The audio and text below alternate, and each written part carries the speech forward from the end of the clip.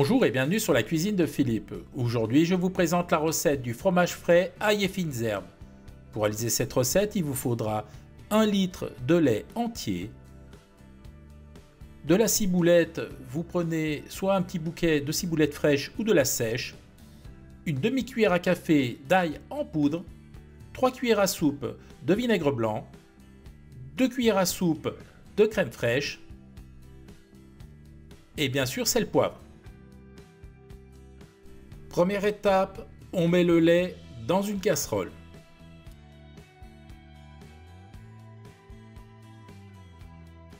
On va le porter à ébullition.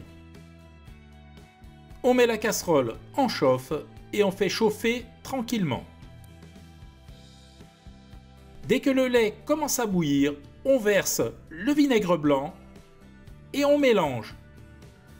Immédiatement, on voit que le lait commence à coaguler, le caillé se forme.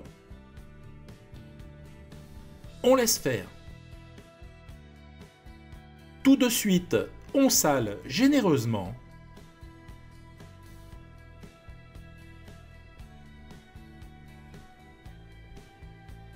Et on mélange brièvement. On met un couvercle et on laisse reposer pendant environ 10 minutes. Au bout de 10 minutes, le caillé est bien formé. On voit, il se sépare du petit lait. Maintenant, on va pouvoir le filtrer. Pour égoutter le caillé, j'utilise une petite passoire à maille très fine. Si vous n'en avez pas, vous prenez une passoire et vous mettez un linge, style un torchon, et vous versez le caillé dedans. Dans la passoire, on a le caillé. Dans le saladier, ce liquide un peu jaunâtre, c'est le petit lait. Donc maintenant, on va laisser égoutter le tout. Alors, on prend un torchon bien propre, on le met par-dessus et on va laisser égoutter pendant une trentaine de minutes. J'ai laissé égoutter pendant 45 minutes. Le caillé s'est asséché, il s'est durci. Le petit lait, on peut l'utiliser pour faire une recette. On verra plus tard. Maintenant, on va passer à la suite. Maintenant, on va mixer le fromage. Alors, on prend le caillé, on le découpe et on le met dans un récipient assez haut. On fait attention de ne pas en mettre de partout.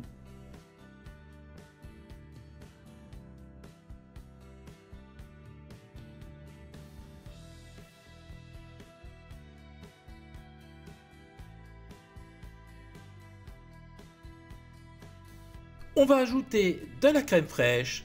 Alors on va commencer par une bonne cuillère à soupe. On complétera en fonction de la texture.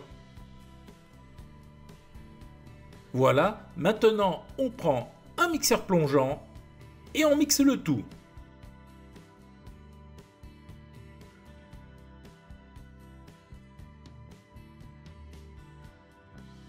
J'ai rajouté une deuxième cuillerée de crème. Là, la texture me paraît bonne. On vérifie. Regardez, c'est hyper crémeux. On goûte pour vérifier l'assaisonnement. C'est parfait. À présent, on s'occupe de la ciboulette. Alors, je l'ai rincée et essuyée. Maintenant, je vais la ciseler finement.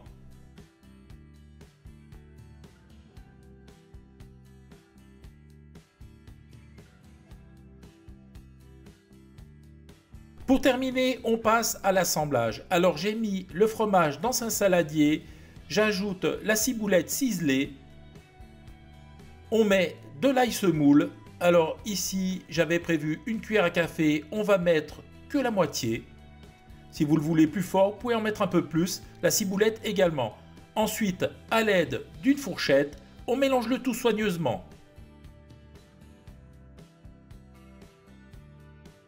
J'ai transvasé le fromage dans un plat de service. On couvre avec un film alimentaire.